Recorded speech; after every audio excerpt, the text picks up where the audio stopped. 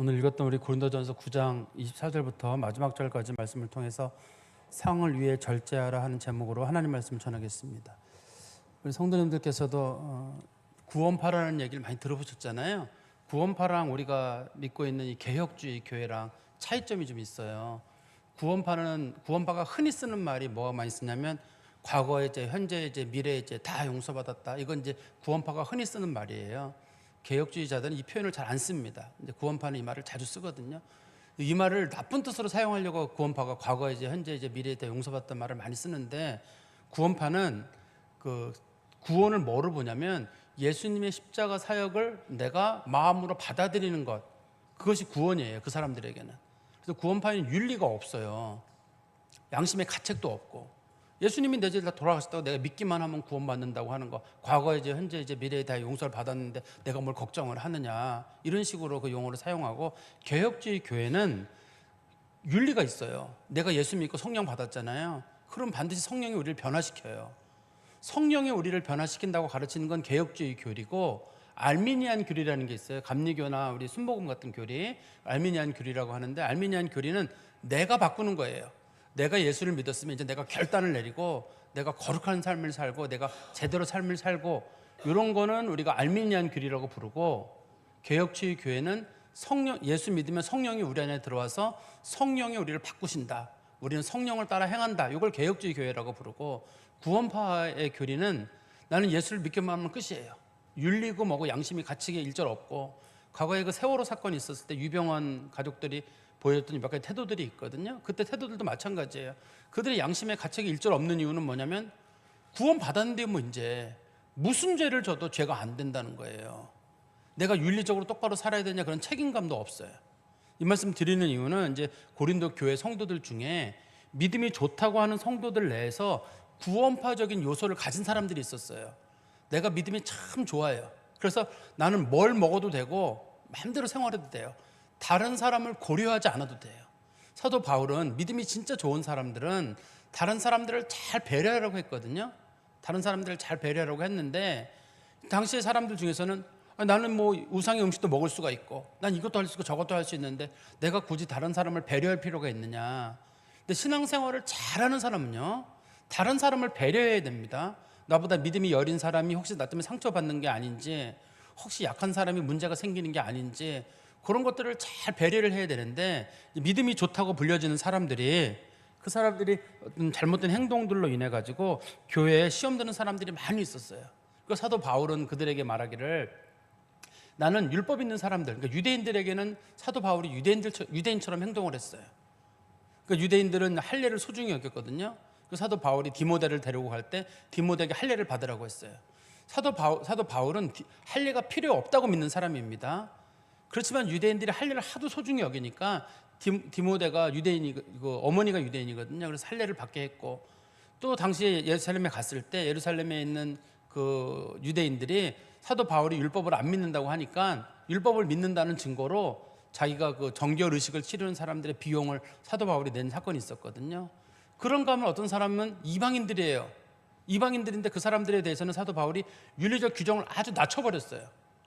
그러니까 신앙생활을 막 처음 시작한 사람들에 대해서는 윤리 규정을 낮춰가지고 웬만하면 다 덮어줬어요. 우리가 그렇게 하기 쉽지 않거든요.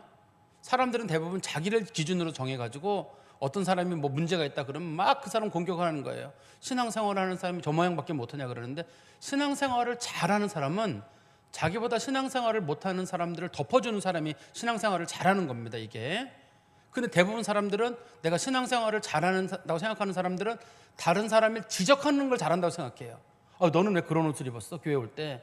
너는 왜 그런 색깔을 입었어? 너는 왜 이런 식으로 다녀? 이런 식으로 지적하는 경우 있잖아요. 그게 신앙생활을 잘 못하는 경우예요. 잘하는 경우는, 그래, 세월 지나면 나아지겠지, 철이 없어 그러겠지, 고쳐질 거야 하고, 저 사람 신앙생활하면 나아질 거야, 덮어주는 마음을, 물론 오전에도 목사님 말씀 중에서도 보면 사랑으로 많이 덮으라는 표현을 했잖아요. 그런 거랑 마찬가지예요.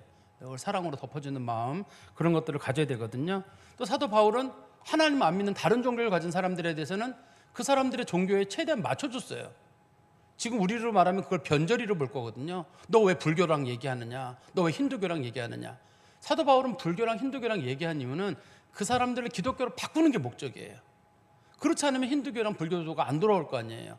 유대교인들하고도 사도 바울은 계속적으로 대화를 시도하는 거예요.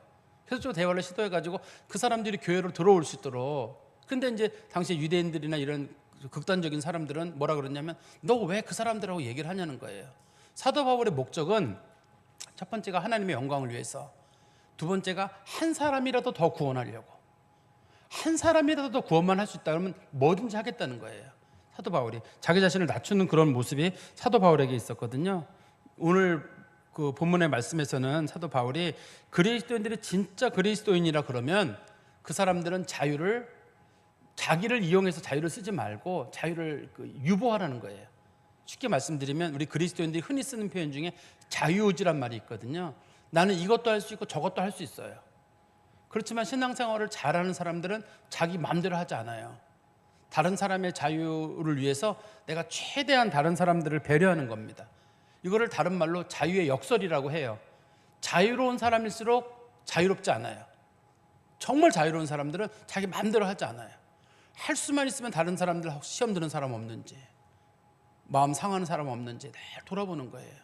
그게 이제 진정으로 자유로운 사람들이고 진정으로 하나님의 말씀의 뜻을 아는 사람입니다. 오늘 본문은 이 운동장에 달리기 하는 사람들 얘기 나와가지고 교회가 체육대회 할 때마다 나오는 본문이래네 이게요.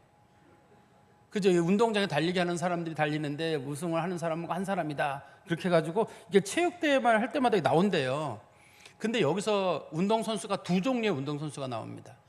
뒤에 가면 달리기 선수랑 권투 선수가 나오거든요. 그거 말고 아마추어 선수랑 프로 선수가 이 본문에 등장을 해요.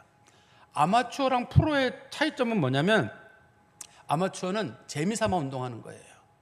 프로 선수는요, 돈 보고 하는 거예요. 상을 받으려고 하는 사람은 프로고 아마추어는 재미삼아 하는 거예요. 그래서 아마추어 선수는 달리기를 조금만 뛰어도 제법이다 그래요. 근데 프로 선수는 중간 정도 뛰면 한국 그 체육계가 문제입니다. 한국 체육계만 문제. 제가 언젠가 무슨 유튜브에 보니까 그 남자 그 운동선 한 5km 경기 같은데 5km 경기 같은데 남자 선수들이 막 뛰는데 그 사회 KBS 해설위원이 그러더라고. 한국 달리기는 걔는 이제 끝났다고 봐야 되겠습니다. 저게 애들 뛰는 겁니까? 뭐 하는 겁니까? 일반인도 저거보단 잘 뛰겠습니다. 돈 1년에 몇 천씩 몇 억씩 받아가지고 저게 뭡니까? 장난치는 겁니까? 왜냐면 그 선수들이 뭐냐면 빨리 치고 그 운동선수들은 기록도 중요하잖아요. 기록도 해야 되는데 1등을 하려고 서로 이렇게 티격태격만 하고 있고 쭉 밀고 나가지 않는 거예요. 그러니까 그 결과적으로 기록을 보니까 맨 끝에 기록을 보니까 일반 선수들, 우리 운동 재미삼아 하는 사람도 속도가 느린 거예요. 그중 1등 한 사람은 물론 있죠. 1등 한 사람이 있는데 저 해설위원이 한국 달리기 걔는 끝났다 이런 식으로 얘기를 하더라고요. 그러니까 프로와 아마추어는 차이점이 있어요. 아마추어는 재미삼아 뛰면 돼요. 조금만 뛰어도 되고 잘 뛴다고 박수 쳐주면 되고 몸이 아픈 날은 안 뛰면 되고 몸이 뭐 좋은 날은 좀 뛰면 되고 비 오는 날은 안 뛰면 되고 그렇지만 프로는 매일 운동을 해야 돼요. 프로는 매일 운동을 해야 됩니다. 아침에 일어나서 운동하고 몸 풀고 운동하고 또 밥 먹고 운동하고 먹고 운동하고 계속 운동을 해야 됩니다. 이 사람들은. 그리고 프로 선수들이 몸이 다치거든요. 그러면 다치면 사람들이 뭐라 그러냐면 프로 선수는 다친 것도 프로 선수 책임인 거예요. 자기만 다치면 안 돼요. 왜냐면 돈 받고 하는 사람이 다치면 안 되잖아요. 그 구단이나 돈을 주잖아요. 다치면 안 돼요. 일반 선수들은 다치면 좀 쉬면 돼요. 그 사람 운동 무리하게 했나 보다 이렇게 싶거든요. 오늘 본문에서는 이게 프로 선수와 아마추어 선수를 비교하는 거예요. 프로 선수는 그냥 달리면 돼요. 그렇지만 아마 선수들은 그럼 달리면 되거든요. 그렇지만 프로 선수들은 운동을 할 때 상을 받기 위해서 열심히 달립니다. 다시 한번 보세요. 24절에 보시면 운동장에서 다름질 하는 자들이 달릴지라도 오직 상을 받는 사람은 한 사람인 줄 너희가 알지 못하느냐. 너희도 상을 받도록 이와 같이 다름질하라. 운동장에서 상 받는 사람이 지금은 뭐 금메달, 은메달, 동메달 이렇게 주지만 옛날에는 아마 딱 한 명을 줬나 봐요. 그래서 운동장에서 여러 명이 달리거든요. 그중에는 재미삼아 달리는 사람이 있고 어떤 사람은 1등을 하려고 달리는 사람이 있는데 사도 바울은 예를 들기를 우리 성도들의 삶은 1등을 하기 위해 달리는 사람과 같다. 상을 받는 사람은 딱 한 명이니까 1등을 위해서 달리는 사람과 똑같아서 최선을 다해서 달려야 된다는 게 초점입니다. 그러려면 운동선수들이 상을 받으려면 어떻게 해야 되냐면 25절입니다. 이기기를 다투는 자마다 1등을 하고 싶은 사람들은 모든 일에 절제하나니 그들은 썩을 승리의 관을 얻고자 하되 우리는 썩지 아니할 것을 얻고자 하노라. 운동선수가 꼭 1등을 하려면 어떻게 해야 되나요? 잠 잘 자야 되고, 음식 잘 먹어야 되고, 남녀관계 조심해야 되고, 술, 담배 조심해야 되고. 우리나라도 뛰어난 선수들 술, 담배 문제로 인해 가지고 완전히 선수들 매장된 사람들 많아요. 여자 관계 복잡해 가지고 완전히 망가진 사람들, 잠 안 자고 뭐 게임하고 뭐 그러다가 그 뭐 연봉이 엄청 많은 사람들, 다른 나라 축구 선수들도 그렇고 마찬가지. 그래서 운동 선수들 굉장히 이기적입니다. 자기 몸 관리 철저하게 하거든요. 성경에서 절제란 말의 뜻은 운동에서 1등 하려고 하는 사람들은 정말 자기 자신 관리 잘해야 돼요. 자기 마음대로 하면 안 됩니다. 난 늦잠 좀 자겠어. 나는 뭐 늦잠이 내 체질에 맞는 것 같아. 그래 안 돼요. 늦잠 자면 안 됩니다. 일어나서 일찍부터 운동해야 되고, 음식도 내가 먹고 싶은 거 먹으면 안 돼요. 그죠? 운동선수들이 내가 먹고 싶은 거 먹나요? 코치나 음식 관련하는 사람들 이거 먹으라고 이거 먹어야 되고, 비가 오나 눈이 오나 자기 자신 관리 잘해야 됩니다. 내가 누구 만나고 싶다고 중간에 선수촌 나가가 누구 만나고 온다? 그러면 선수촌에서 그 사람 탈락시켜버리고 딴 사람 뽑아버리죠. 그 사람은 그럴 거예요. 아니 내가 나이가 20대 30대인데 연애도 못하냐고. 선수촌에 들어온 사람은 못하도록 규정을 정해놨기 때문에 못하는 거예요. 선수촌에서는 연애하고 싶다 나가라는 거예요. 나가라. 그다음에 왜냐면 선수촌은 국가 비용으로 운행되는 거기 때문에 나가라고 할 거거든요.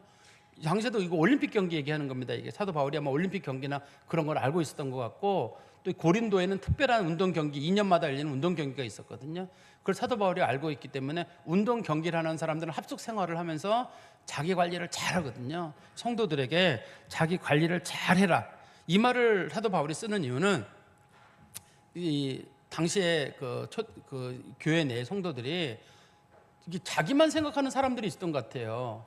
뭐냐면 내가 하나님 나라의 상을 바라고 있는 사람인데 우상의 제물도 막 먹고, 또 다른 사람 신경 안 쓰고 내 마음대로 신앙생활하고 그런 사람들이 있었단 말이에요. 그 앞부분에 보면 나와요. 근데 그 사람들은 뭐냐면 난 자유인이라는 거예요. 구원파 사람처럼 난 예수 믿고 천국 간다. 이미 답이 나왔다. 천국 갈 사람이다.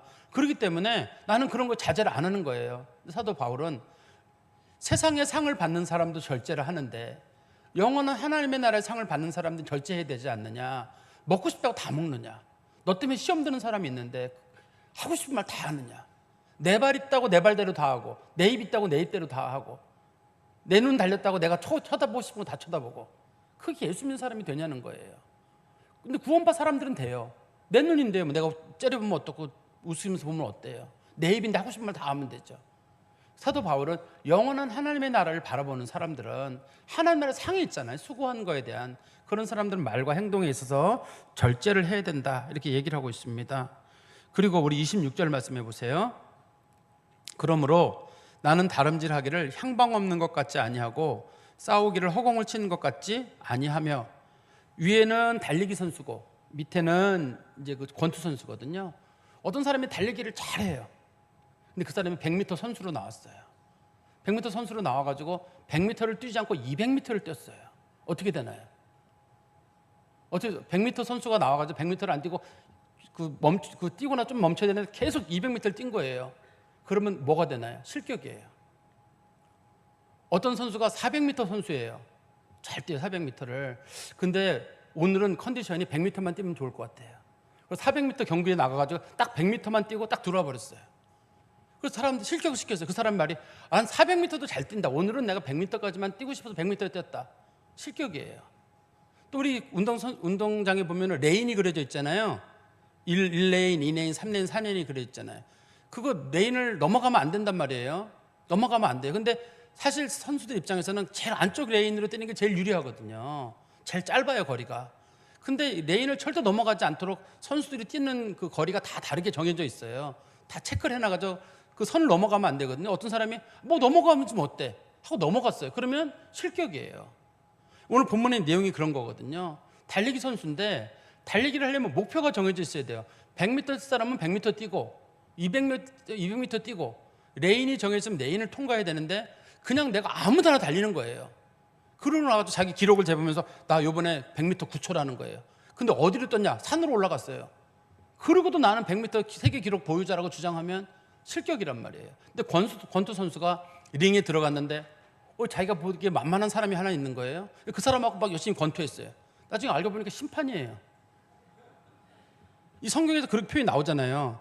싸우기를 허공을 치는 것 같지 않는다는 말은 같이 선수랑 서로 치고받고 싸워야 되는데, 이상한 사람 있잖아요. 거기 들어있는 사람이 어차피 3명이 들어있는데 그중에 하나는 선수겠지 알고 그 사람 하나 때렸는데 알고 보니까 심판 때려가지고 실격패를 한 사람이 있을 거 아니에요.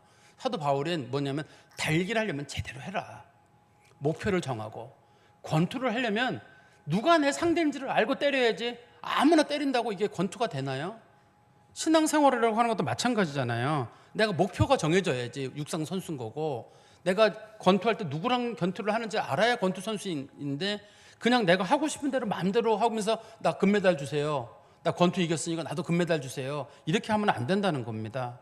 그리고 27절에 내가 내 몸을 쳐 복종하게 함은 내가 남에게 전파한 후에 자신이 도리어 버림을 당할까 두려움이로다.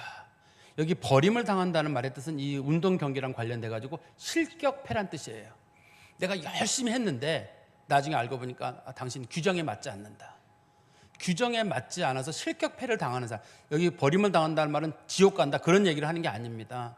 운동 경기를 예를 들면서 내 나름대로는 열심히 했는데 나중에 알고 보니까 하나님의 기준에 맞지 않아 가지고 실격패를 한 거예요. 아까 제가 말씀드렸죠. 어떤 사람이 믿음이 굉장히 좋아요.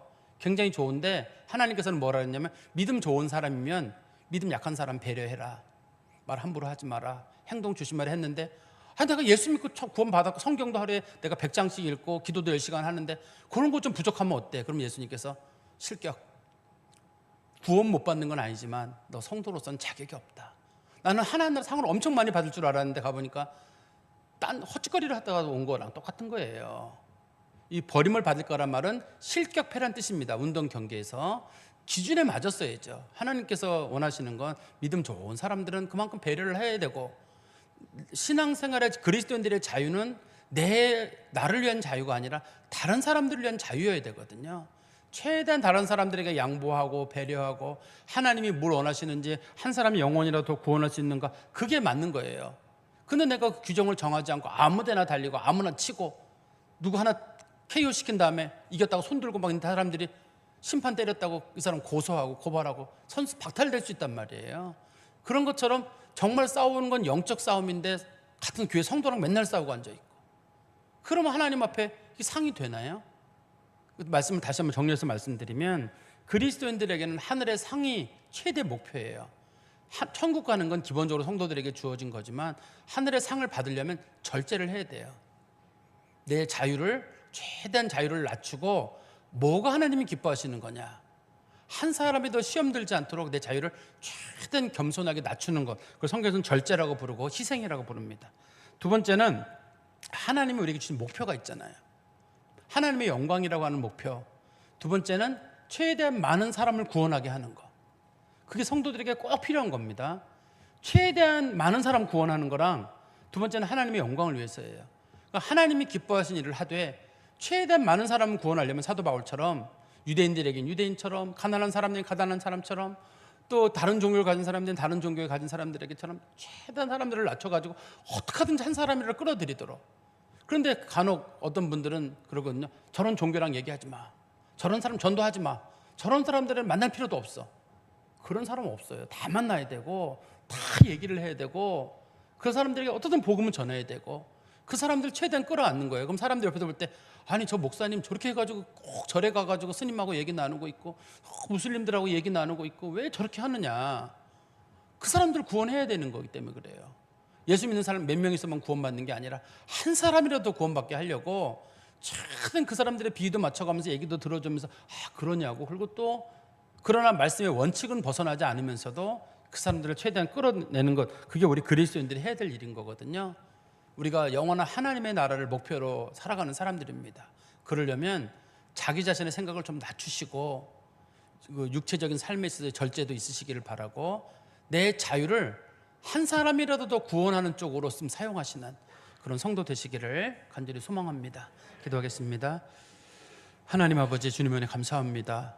이 말씀을 마음에 꼭 두게 하시고, 우리들의 생각과 우리들의 의지를 가지고 주의를 하는 것이 아니라 하나님께 영광이 되고 한 사람이라도 구원이 될 수 있다 그러면 우리가 어떤 일도 서슴지 않고 할 수 있는 정말 하나님을 진짜 사랑하고 다른 사람들의 영혼을 진심으로 사랑하는 온전한 예수의 마음을 가진 성도들이 되게 하여 주시옵소서. 예수 그리스도의 이름으로 기도하옵나이다. 아멘.